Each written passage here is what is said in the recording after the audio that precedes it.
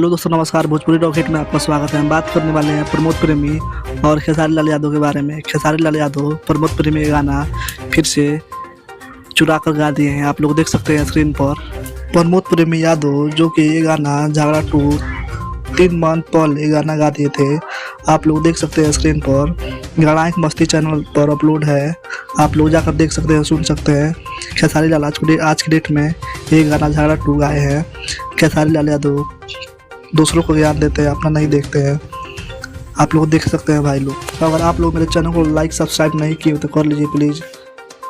ये बहुत इंसाफी है दोस्तों। भोजपुरी की खबर सबसे पहले आते हैं हमारे चैनल पर। आप लोग हमारे चैनल को सब्सक्राइब लाइक करके जुड़ जाइए प्लीज़। आप लोग जाइए झगड़ा 2 सॉन्ग सुनिए। एक सॉन्ग मिलेगा सारेगामा भोजपुरी चैनल पर जो कि खेसारी लाल गाए हैं। एक झगड़ा 2 सॉन्ग मिलेगा गाना एक मस्ती चैनल पर जो कि प्रमोद प्रेमी गाए हैं। आप लोग जाइए सुनिए इस दोनों गाना। झगड़ा 2 बहुत ही ज़बरदस्त सॉन्ग है। और हमारे नीचे कमेंट बॉक्स में बताइए ये गाना किस पर शूट करता है।